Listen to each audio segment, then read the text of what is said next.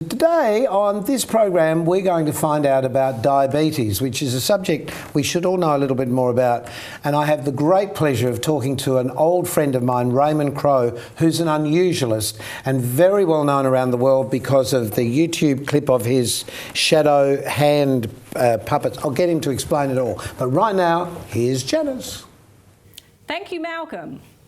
Fiona Benton, General Manager of Diabetes SA, and Michael Porter, Credentialed Diabetes Educator, are with me.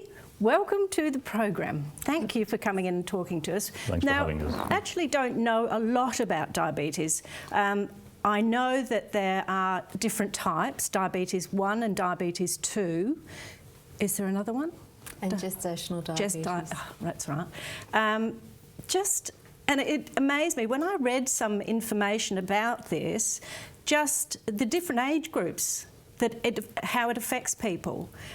Could you just fill me in a little on that? Well, there are several types of diabetes. Type 1 diabetes generally affects younger adults and younger children. So 50% of those diagnosed with type 1 are in that younger age bracket.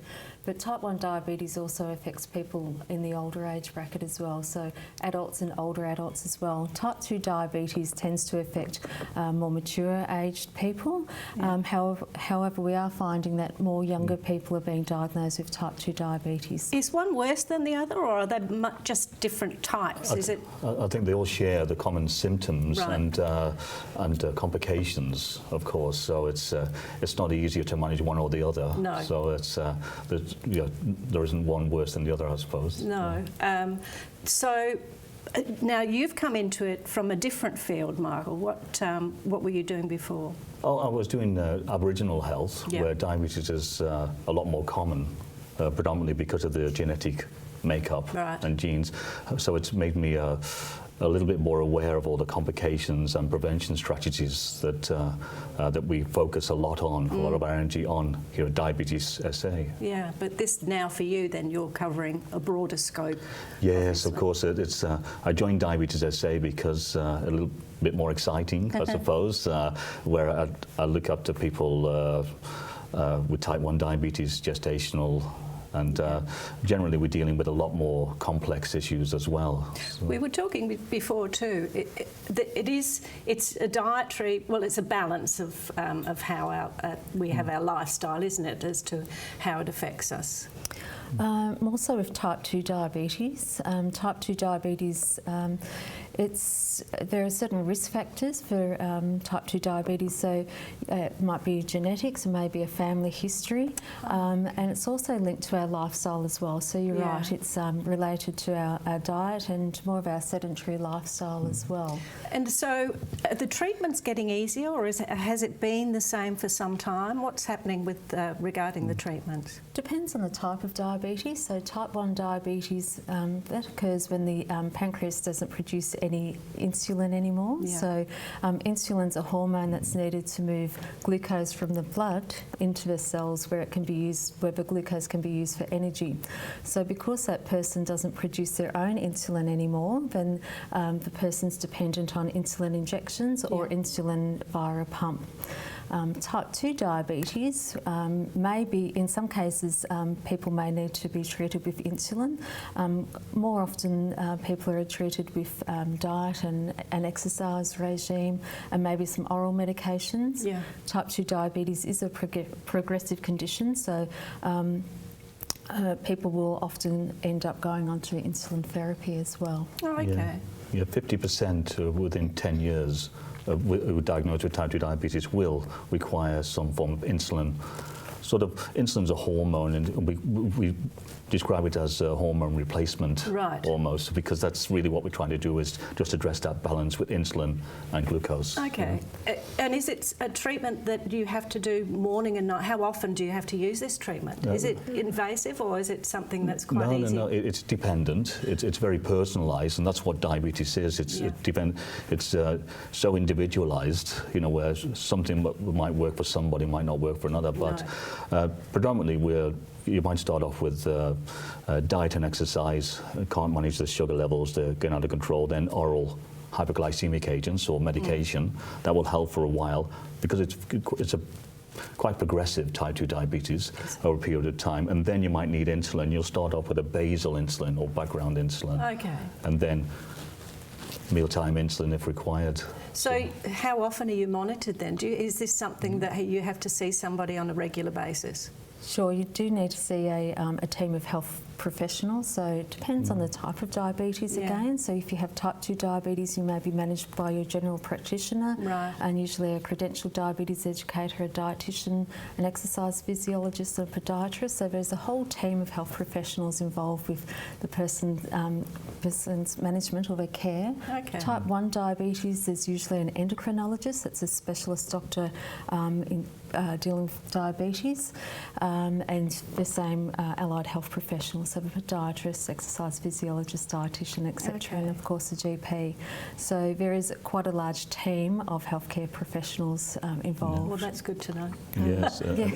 But also the third type, I did know somebody that had this, had never suffered before, but became pregnant. And through her pregnancy, she had diabetes, but then once she'd had the child, she was fine again. I'd never heard of that before. Yeah.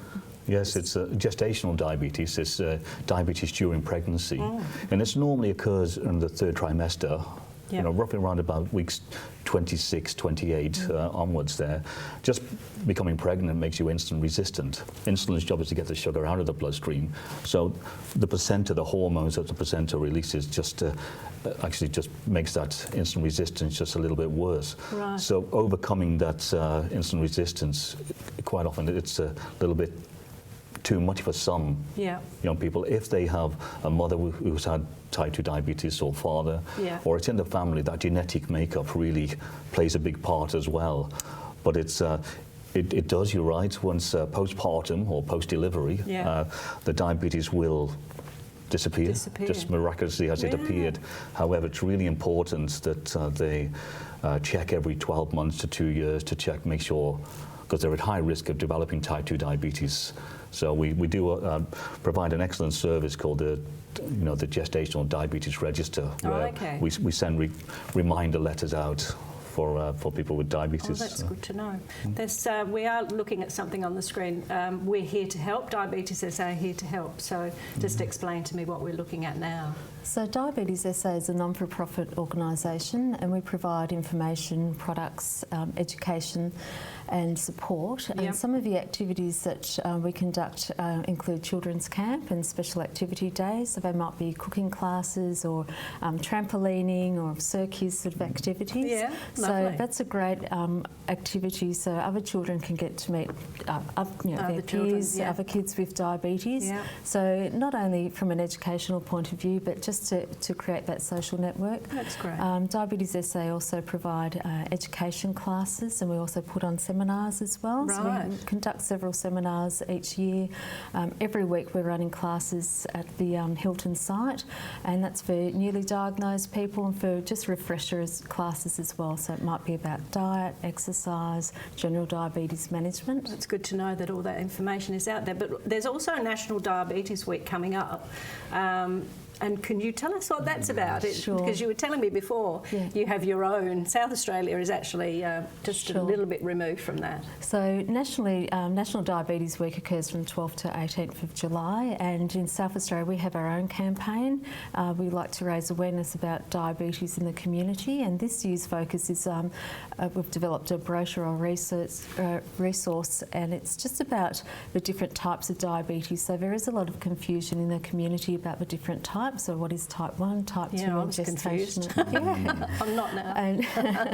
And so we've also have an AusD risk tool, which is a national resource, and that's to determine people's risk of type 2 diabetes. So, we're encouraging people to actually assess their own risk, and by completing a survey they can determine whether they're in a high or low risk group that they'd go on to develop diabetes in the next 5 years or so. Okay, so do you suggest then if somebody has the machine to do their own blood pressure and they find that their blood pressure has been too high on more than one occasion, that then they would go and get that checked?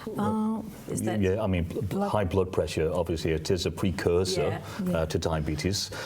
However, it's if you've got high blood pressure, hopefully you're getting managed and treated by Yeah, a doctor. yeah. But ordinarily, you won't be testing your blood glucose levels or pricking No. your finger unless you've been diagnosed with diabetes. So really, it's regular screening, Yeah. and that's why the OSD risk tool is excellent for that. It's Good. clean. Good. You know, That's well, if you want any more information, the information is on your screen at the moment. So if you have any queries, please contact the numbers that you see there or the email address and look for this, the National Diabetes Week coming up. Thank you so much for coming in. Thank you so much. Thanks for having It's us. great information.